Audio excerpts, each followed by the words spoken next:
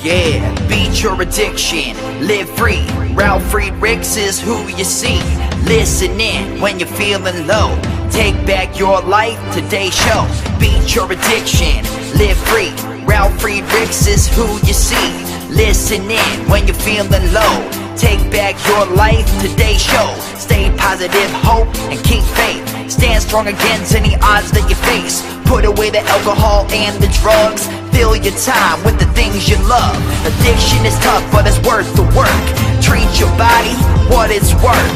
Spread positivity, inspire all. If we stand together, we will never fall. I help others see the other sides of life. A sober life, letting go of the strife. So give me a call, I can help. 1-844-4405-HELP. Homeless shelters, hospitals, jails, wherever you are. I am Ralf Friedrichs and I am here for you. 1-844-405-HELP.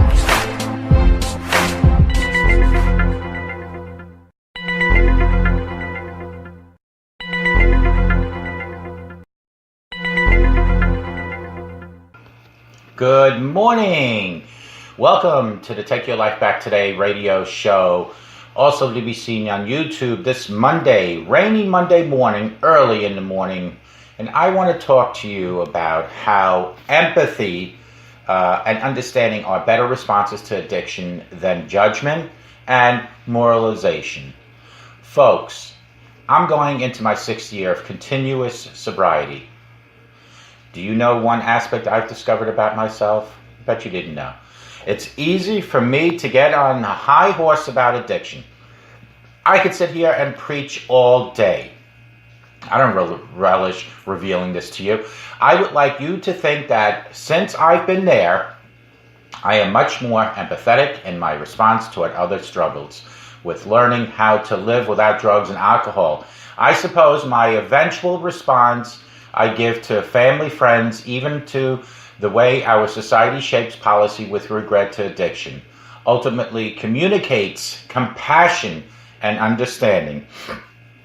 My friends, at least I hope so, but it's not my knee-jerk reaction. I still fight with an overactive ego, and it seems to be on steroids, pumping iron in the background of my subconscious.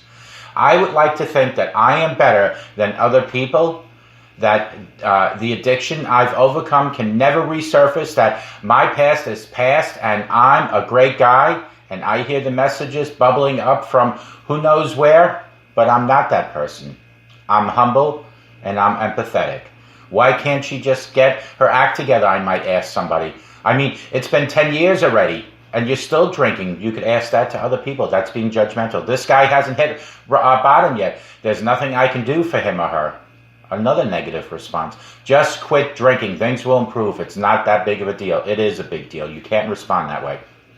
You know that keeping your dealer's phone number on your phone isn't a good idea, you idiot. Another negative response. Here's the thing. These thoughts are complete, utterly garbage. Mostly because if I were to say them out loud, the response would be more pushback from the people I want to help in the first place. So I don't even do that as an addiction recovery coach, because that's exactly how I reacted before I got sober with people who cared about me, but only moralized and judged me. The fact is, judgment or moralizing to alcoholics or addicts in active addiction is at least the least effective method to bring change. Instead, understanding addiction and finding empathy for the person hold greater value. We need first to flesh out the reasons why one reaction is superior to the other to fully understand this. My friends, empathy versus sympathy. People sometimes think that empathy and sympathy are the same things, but they're not. Sympathy simply acknowledges another person's hardship and struggles. Instead, empathy is understanding what a person is thinking or feeling because you've experienced it yourself, or at least you can put yourself in his or her shoes. Here's an example. Sympathy. You sure smoke a lot of pot. You want to quit, and it's an uphill battle. Empathy. I know it's not easy to quit smoking pot because I remember how carefree it made me feel. I didn't want to give it up either. If the difference seems subtle, it's because it is. The contrast between sympathy and empathy becomes clearer when you understand that empathy objectifies the problem while sympathy objectifies the person. When we objectify people, we reduce them to other. When we objectify the problem and genuinely strive to place ourselves in that person's situation through understanding, we connect with them on an emotional level. Do you see the difference? Dr. Brown said it's best in TED Talk, empathy fuels connection, sympathy drives disconnection. The following statement was made back 2 years ago. So why is sympathy such a bad thing? Because it gives an easy path to judgment, and we don't want to judge. Sympathy, the sure path to judgment, moralizing, and tough love, sympathy objectives the person and essentially turns them into their problem. The problem with problems is that they stink. Take addiction. The person you once knew is now stealing, not showing up for work, driving drunk, spending all the money on drugs, destroying their health, etc., etc., etc. It's very easy when you see these problems manifest themselves in a person's life to have an emotional response. I mean, who wouldn't? You care about them, they're destroying themselves. However, emotional responses often lead to judging and moralizing the person for their problem instead of understanding addiction for what it is, a brain illness that affects a person's behavior. Folks, the superiority and lack of understanding and judgment or tough love don't work with addicts and alcoholics very well. Mostly because it's part of what makes us addicts and alcoholics in the first place. Why judgment and moralizing don't work with addiction? People suffering from the substance use disorder are often stubborn and strong-willed. We don't want to admit defeat. We certainly don't want you telling us that we're leading our lives the wrong way. Despite all signs and consequences drugs or alcohol cause, they seem to be doing something for us, and we don't want to give them up. I recall one time when I was a very active person addicted to alcohol, and I remember some people pointing fingers at me. I remember blacking out. I don't remember most of the conversation I was having with individuals, but I do recollect that people were very, very annoyed at me. Looking back, I can't blame these people. I said I would quit drinking dozens of times, and there I was, drunk, passed out again, and again. People's responses was natural. The problem with people reactions was it only encouraged me to double down with my secrets. This experience is common with parents, relatives, or friends, or someone you know who is suffering from substance addiction.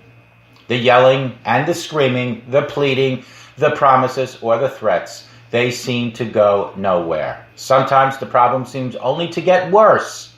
Sympathy places the problem as an issue the other needs to deal with. It's easy to react emotionally with all the frustration addiction offers to other people. Does that mean we don't try to help? Not at all, my friends. It also means that the consequences associated with addictions are real, and we shouldn't be shy about laying down the law. However, we need to react in empathy for the very real struggle addiction is. Why empathy and understanding do work. Empathy is the act of understanding a problem so wholly that we ourselves experience the thoughts and the emotions that the other person is dealing with. Empathy is hard. It takes work.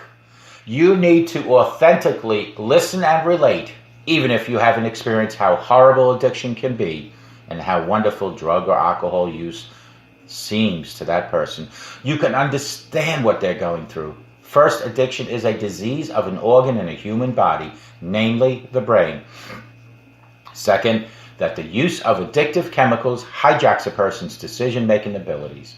And last, the following little tidbit, which encapsulates the whole point I'm trying to make. The person is never the problem is the problem. Empathy and understanding work for addiction, not because they are.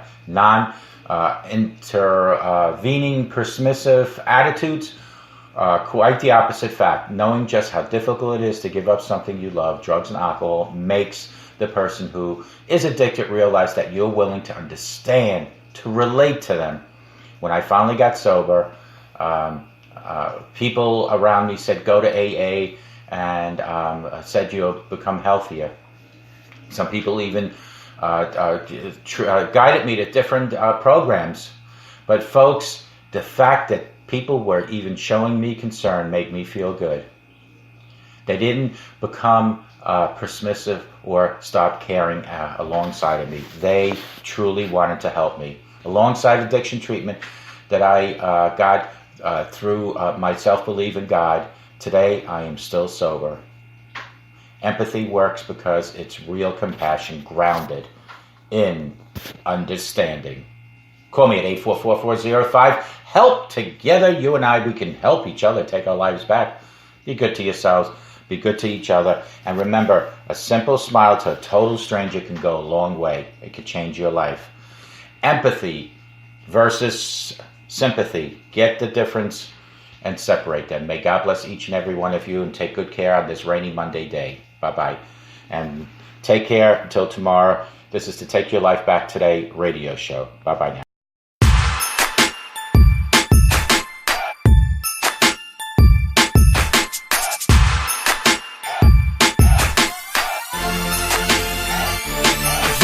The show is over, but your life starts today.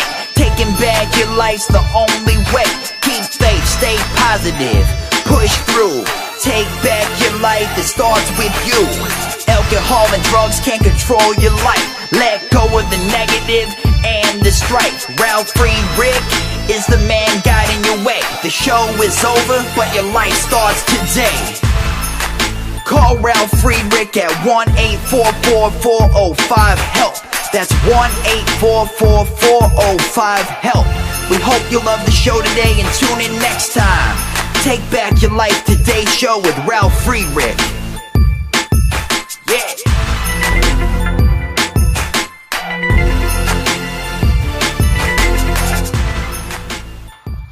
Folks, try to get the true meaning of sympathy versus empathy. They are truly different, but are so much alike. Try to get that knowledge into the back of your brain as you try to help people around you that are suffering from something they purely love, mostly addiction. Pot, coke, crack, heroin, alcohol. Let today be the first day of a new life and how to treat people, and treat them with empathy and sympathy. Take good care, and may God bless you. Bye-bye now.